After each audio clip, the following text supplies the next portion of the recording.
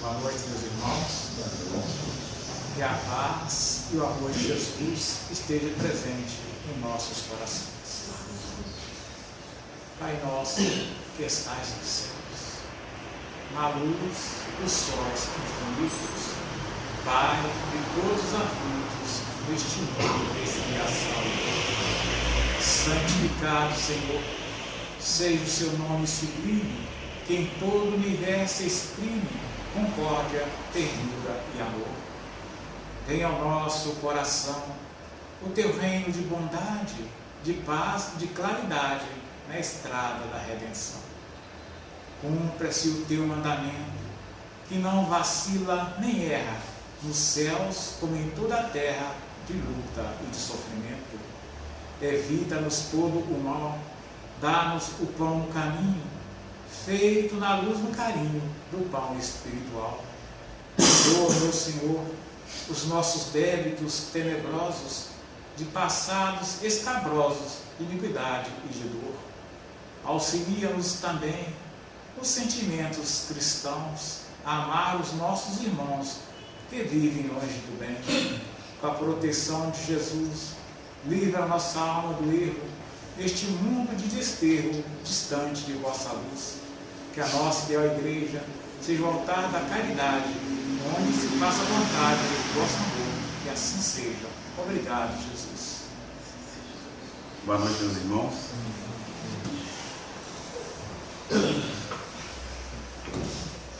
Dando prosseguimento ao nosso estudo do capítulo 5, Bem-aventurados os aflitos, nós vamos hoje para a lição O suicídio e a loucura.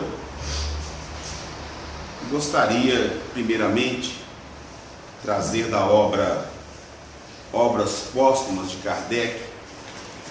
Em 1869, ele já havia deixado, que essa obra foi obra póstuma, né?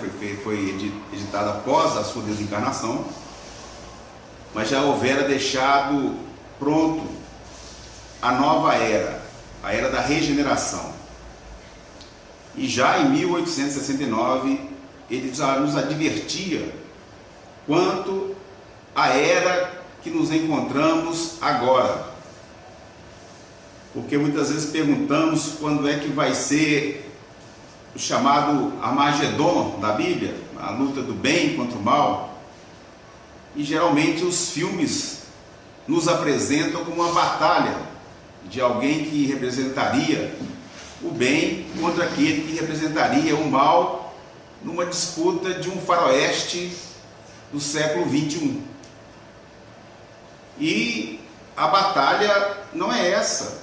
A batalha, ela é moral. É uma batalha entre as imperfeições, as mazelas e os vícios, e a busca da virtude, da correção, do melhoramento. Principalmente é o Armagedon dentro de nós. É esse o Armagedon. E quando seria isso? Como é que nós saberíamos isso? Que está chegando esse momento, o fim dos tempos. É comum também se pensar num grande terremoto, num grande tsunami, num grande furacão, num grande cataclisma que destruísse grande parte do mundo e da humanidade. Então, esse cataclisma são os processos obsessivos, são as influenciações maléficas, e Kardec vai nos falar que o número dos transtornos mentais, naquela época chamado de loucura, depressão, transtorno de obsessivo compulsivo, as esquizofrenias, recebia esse nome na época, loucura. Seria um número tão grande e tão assustador, assim como o suicídio em grandes proporções. Então, o que nós vamos ler um trechinho é de 1869, em que ele intitula a lição Regeneração da Humanidade. E como se não se operasse com bastante rapidez a destruição os suicídios se multiplicarão em proporções inauditas, até entre as crianças. A loucura jamais terá atingido tão grande quantidade de homens que, antes mesmo de morrerem, estarão riscados do número dos vivos. Então Kardec escreve isso em 1869. E hoje, se fizermos uma pequena consulta, quais são os medicamentos mais prescritos pelos médicos no mundo? São os antidepressivos, os ansiolíticos e uma grande parte dos chamados os antipsicóticos. Predominam hoje, em face da situação que estamos vivenciando, que é a de transição, onde todos terão oportunidade. Espíritos ainda muito revoltados, rebeldes, endurecidos, estão tendo oportunidade. Se fizéssemos uma filmagem dos chamados umbrais, veríamos que estão vazios. Estamos encarnados, nós, os umbralinos. Então, nós estamos apresentando essa mensagem, né, que o Kardec traz, por esse momento que estamos vivenciando. E terminado esse capítulo, Bem-aventurados aflitos, nós iremos tratar do Consolador. Então nós estamos falando da dor, mas nós vamos falar da terapêutica, porque existe um Consolador que abre os braços para todos nós. Então, da lição Suicídio e a Loucura, Kardec: a calma e a resignação auridas da maneira de considerar a vida terrestre e da confiança no futuro dão ao espírito uma serenidade que é o melhor preservativo contra a loucura e o suicídio. Com efeito, é certo que a maioria dos casos de loucura se deve à comoção produzida pelas vicissitudes, pelas dificuldades que o homem não tem a coragem de suportar. Ora, se encarando as coisas deste mundo da maneira por que o Espiritismo faz que ele as considere, o homem recebe com indiferença, mesmo com alegria, os reveses e as decepções que o houveram desesperado noutras circunstâncias. Evidente se torna que essa força que o coloca acima dos acontecimentos lhe preserva de abalos à razão, os quais, se não fora isso, a conturbariam. O mesmo ocorre com o suicídio. Postos de lado os que se dão em estado de embriaguez e de loucura, aos quais se pode chamar de inconscientes, é incontestável que tem eles sempre por causa um descontentamento, quaisquer que sejam os motivos particulares que se lhe apontem. Ora, aquele que está certo de que só é desventurado por um dia, e que melhores serão os dias que hão de vir, enche-se facilmente de paciência. Só se desespera quando nenhum termo divisa para os seus sofrimentos. E que é a vida humana com relação à eternidade, senão bem menos que um dia? Mas, para o que não crê na eternidade e julga que com a vida tudo se acaba, se os infortúnios e as aflições o acabrunham, unicamente na morte vê uma solução para as suas amarguras. Nada esperando, acha muito natural, muito lógico mesmo, abreviar pelo suicídio as suas misérias. A incredulidade, a simples dúvida sobre o futuro, as ideias materialistas, numa palavra, são os maiores incitantes ao suicídio, ocasionam a covardia moral. Quando homens de ciência, apoiados na autoridade do seu saber, se esforçam por provar aos que os ouvem ou leem que estes nada têm a esperar depois da morte, não estão de fato levando-os a deduzir que, se são desgraçados, coisa melhor não lhes resta senão se matarem. Se matarem? Que eles poderiam dizer para desviá-los dessa consequência? Que compensação lhes podem oferecer? Que esperança lhes podem dar? Nenhuma, a não ser o nada. Daí se deve concluir que, se o nada é o único remédio heróico, a única perspectiva, mais vale buscá-lo imediatamente e não mais tarde, para sofrer por menos tempo. A propagação das doutrinas materialistas é, pois, o veneno que inocula a ideia do suicídio na maioria dos que suicidam, e os que se constituem apóstolos de semelhantes doutrinas assumem tremenda responsabilidade.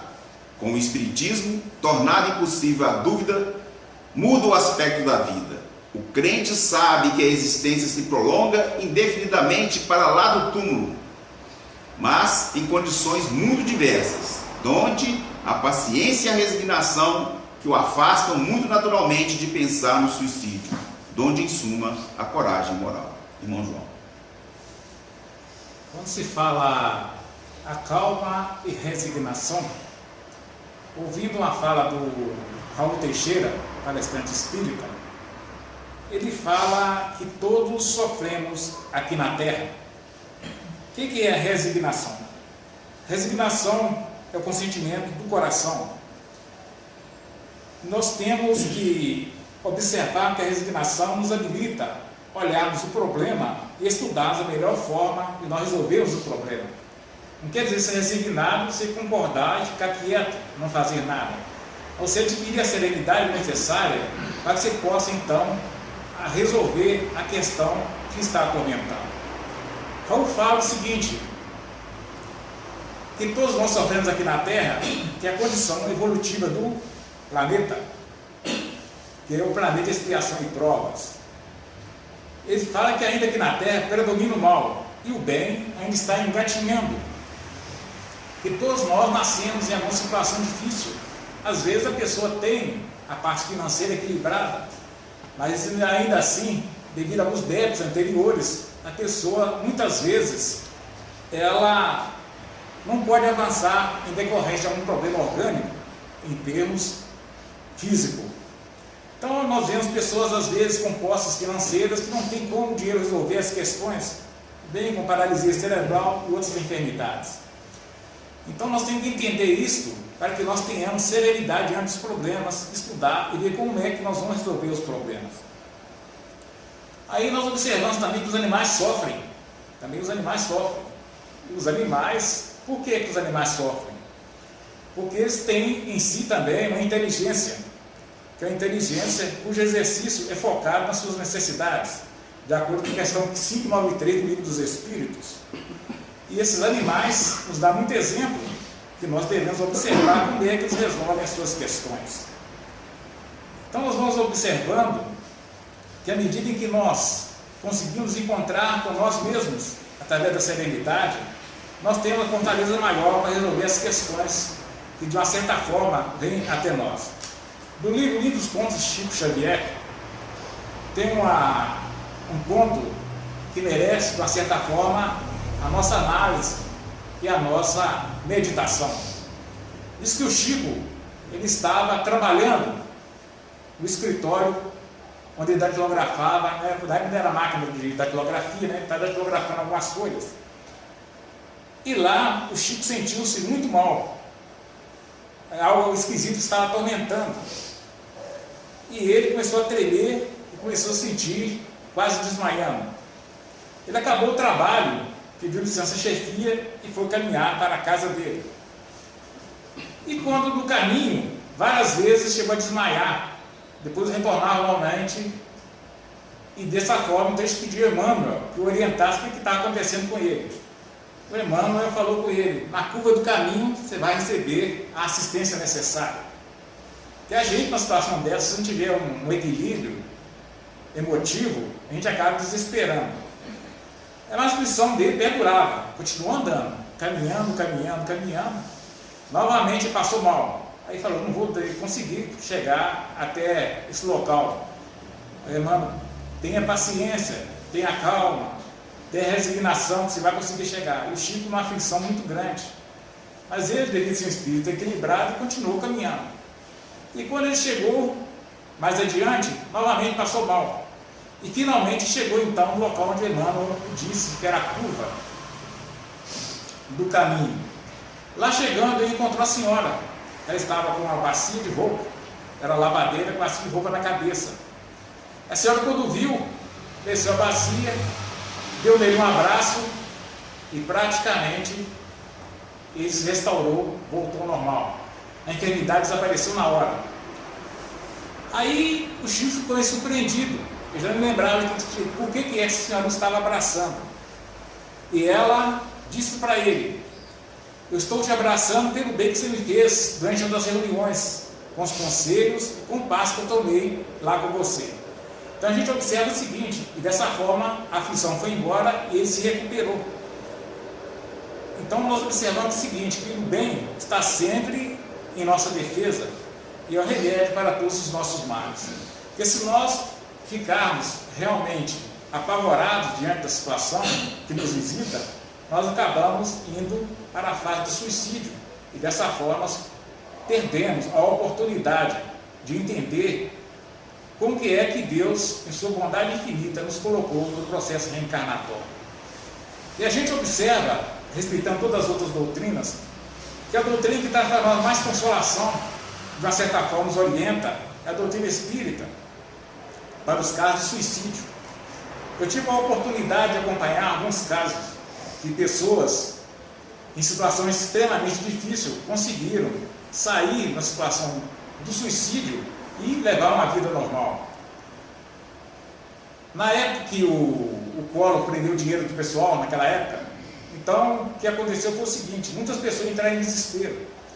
E uma senhora, que eu a conheci pessoalmente, eu estava nessa época numa determinada escola e fazia algumas palestras na escola. E essa senhora, o esposo dela, era engenheiro de uma grande empresa, e ele, quando viu que o dinheiro havia sido preso, ele se desesperou, colocou o carro dele à venda, e quando a pessoa foi para comprar o carro, ele acabou tirando a vida física da pessoa. Tirou a vida física da pessoa e acabou sendo encarcerado. E nessa época, nós estávamos lá na escola para fazer uma palestra, eram 10 pessoas, e ela iniciou perguntando um por um, o que ela deveria fazer. Como era o último da fila, eu pensei assim, acho que deve chegar até a mim não, deve dar uma solução mais ou menos razoável. Aí perguntou um, aí um pegou e falou, deixa preso para lá. Aí desiste, arranja outra pessoa. E essa senhora trabalhava como auxiliar administrativo e como diretor da escola. Aí veio perguntando. Aí quando chegou a minha vez, eu peguei e falei, cara, você deve procurar uma instituição espírita. Talvez ele possa orientar a senhora melhor. E nessa época, então, ela procurou a Fraternidade Espírita Frei Anselmo. Ela foi até essa fraternidade e lá eu fico impressionado com os mentores espirituais utilizam de forma simples para resolver os problemas mais complexos que a gente enxerga. E lá o mentor espiritual a orientou o seguinte, que ela deveria passar para o marido dela todos os livros da obra de André Luiz, deveria ler todas as obras de André Luiz, durante o período que ele estava encarcerado. E ela iria fazer um trabalho junto à colônia de Santa Isabel, leprosário, ajudando os curativos no cuidado pessoal do leprosário. Então ela iniciou esse trabalho de auxílio na instituição, na colônia de Santa Isabel. Correram mais ou menos uns 3 anos, e 3 anos depois, devido ao bom comportamento, o esposo dela então foi libertado da prisão. Agora a gente observa o seguinte, imagina se ele tivesse desesperado, tivesse buscado um suicídio, outra situação mais difícil. Ele foi libertado, e saiu da prisão, ele montou uma empresa, foi muito bem sucedido, e de certa forma ele começou a dar emprego para as pessoas. Ele entregou a doutrina espírita e continuou trabalhando até quando ele veio a desencarnar. A gente observa então o seguinte, Deus tem solução para todos os nossos problemas. Basta que nós busquemos com fé e equilíbrio para que nós possamos resolver essas questões. A Organização Mundial de Saúde, em 2015, com dados de 2014, porque é difícil você obter esses dados, porque procura-se evitar de divulgar sobre o suicídio, porque aumenta o número quando se divulga. Então, os dados, aqueles dados da época, é que no mundo suicidavam cerca de 800 mil pessoas por ano. E os especialistas da área dizem que aumentou nesses últimos anos e que já é na casa ou superior de 1 milhão de pessoas. Isso significa que em 3 anos, 3 milhões, mais do que a população de Belo Horizonte, desencarnam através do suicídio. E o suicídio hoje, ao contrário do que se pensa dos tormentos, pelas dificuldades materiais, é maior nos países desenvolvidos do que nos países em desenvolvimento.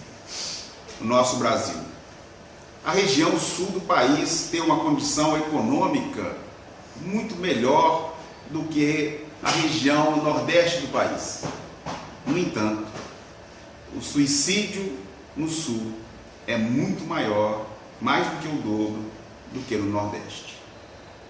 Nos mostrando assim que não se trata da condição material, o que está levando as pessoas à depressão, e a depressão é a principal causa hoje, que conduz ao desespero.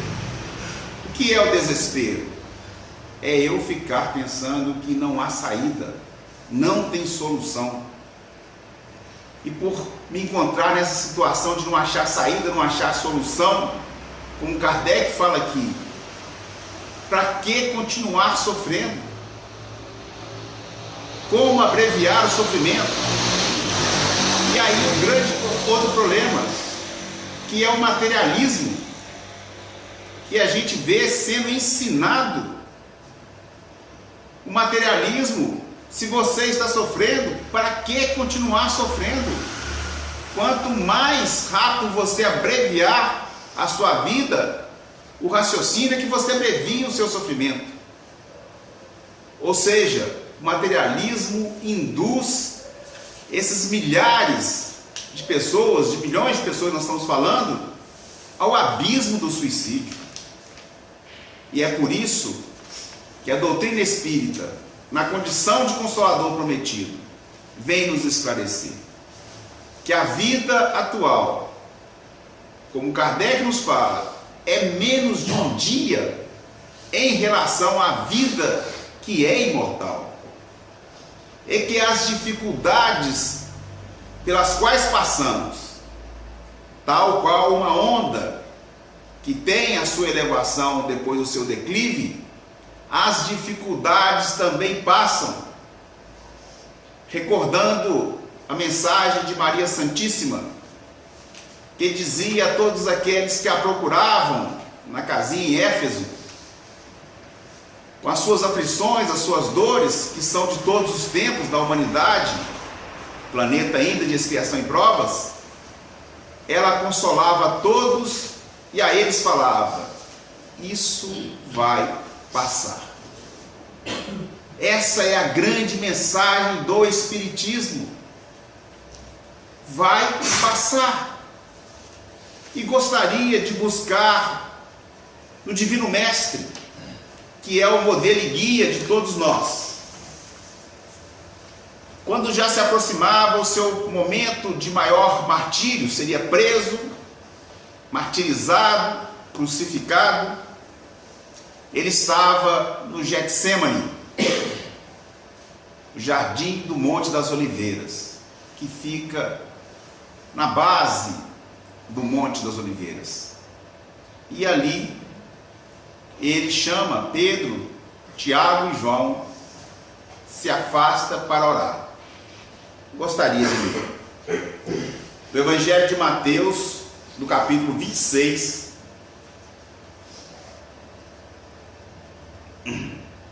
E indo um pouco adiante, prostrou-se sobre o seu rosto e orando, dizendo: Meu Pai, se é possível, passa de mim este cálice. Todavia, não seja como eu quero, mas como tu queres. Quando Jesus roga ao Pai para afastar o cálice, na simbologia hebraica, significa testemunho doloroso. Pai, afasta de mim o meu testemunho doloroso. Será que Jesus estava com medo? Será que ele ficou com medo de ser escoteado, disparado, tomar bofetadas, ser crucificado, ser atravessado por uma lança? Será que ele ficou com medo? Não. O Cristo conduz toda a evolução planetária e desde há muito falava que viria e que seria crucificado. Então ele sabia de tudo que ia passar. Mas ele, como mestre inigualável, sabia e sabe que a melhor forma de educar é exemplificar. O que ele está fazendo aqui?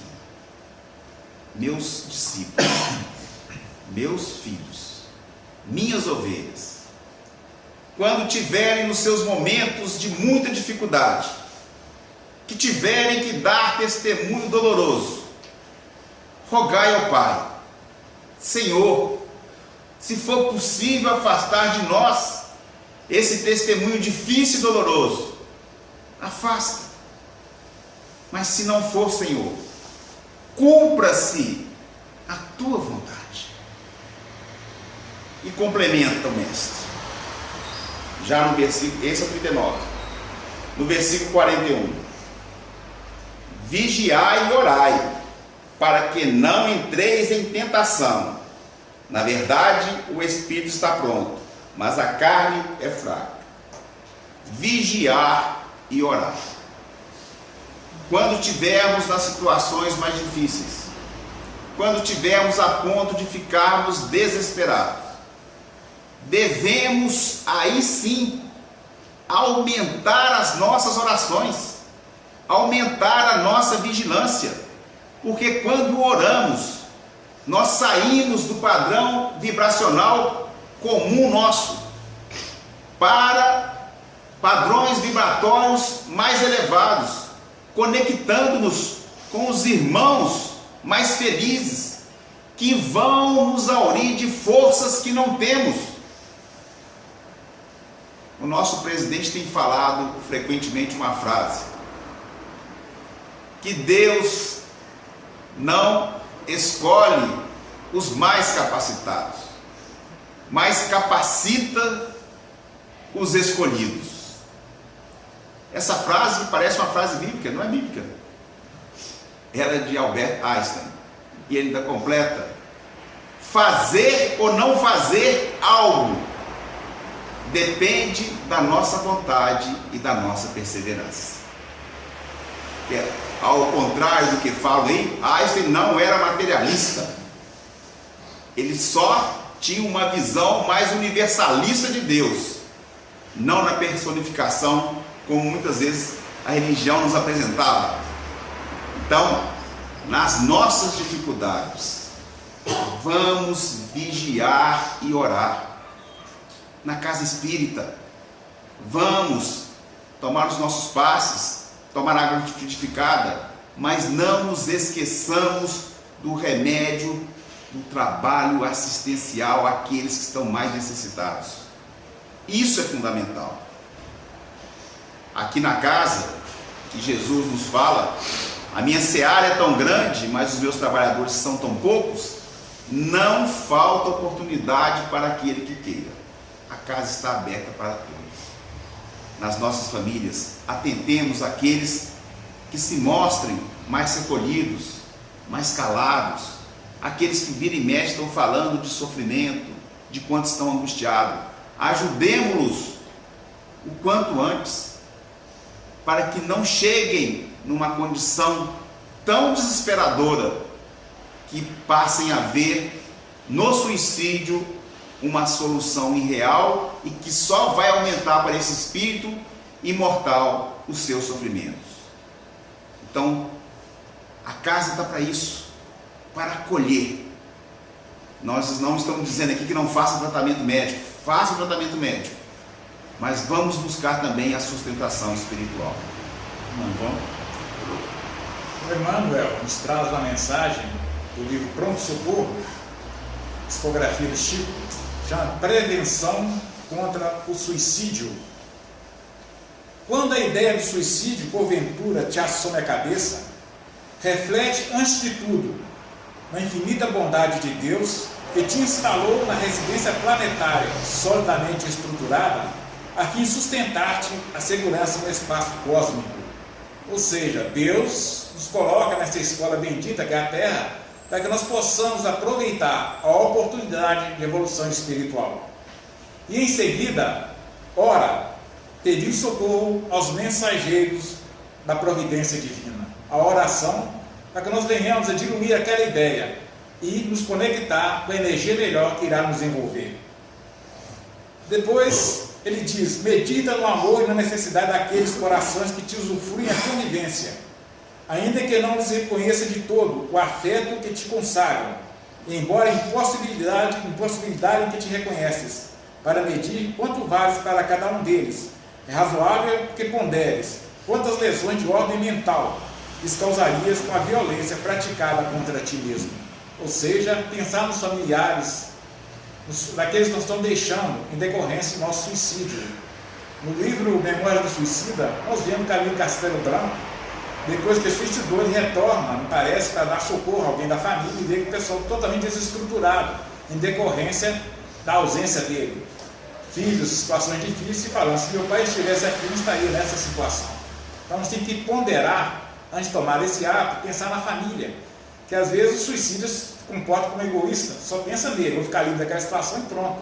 Mas os familiares, aqueles que estão ligados a nós, a gente causa lesões mentais nessas pessoas que nós teremos que reparar ao longo das várias reencarnações. E se a ideia perniciosa continua a torturar-te, mesmo que te sintas doente, refugie-te num trabalho possível que te mostre útil ao que te cercam, ou seja, fazer um trabalho de servir, de ajudar alguém em necessidade. Ele sugere ainda, visita um hospital, onde você consegue avaliar pessoas com enfermidades irreversíveis. Às vezes eu tenho saúde, quero suicidar, e aqueles que estão ali, mutilados, algumas doenças incuráveis. Então, visitando um hospital vai me dar uma visão diferente. E eu devo, então, equilibrar mais o meu sentimento. Ele fala ainda, vai pessoalmente ao encontro de algum instituto beneficente, aqueles que recolhem irmãos necessitados de apoio total, para alguns momentos de diálogo. Amigos se transformam em preciosa medicação. Conversar com pessoas que têm situação difícil, para nós é muito bom. Nós estamos doando de nós, recebendo daquelas pessoas também aquela doação de sentimento que irá nos auxiliar a resolver esse problema. Lembra-te de que alguém que sai em penúria e busca avistar-se com alguém procurando aliviar a carga de aflição. Às vezes tem alguém em situação de miséria muito grande e nós podemos, com a nossa presença, auxiliar essa pessoa na dificuldade que ela está passando. Ele também sugere comparecermos a alguma instituição prisional, onde temos alguém que está em situação difícil, que nós possamos consolar e auxiliar. E sugere ainda, como fase final, a leitura de alguma página edificante, uma literatura espírita, outra literatura que possa trazer para nós um equilíbrio emocional para nós vencermos a ideia de suicídio. Então, que Jesus nos fortaleça para passarmos e vencermos as dificuldades pelas quais precisamos passar. Lembrando o apóstolo Paulo na Epístola aos Romanos, capítulo 5, versículo 3, sabendo que as tribulações produzem fortaleza. Quando superamos a dificuldade, estaremos mais aptos para a próxima dificuldade a fim de vencê-la. Que Jesus nos abençoe.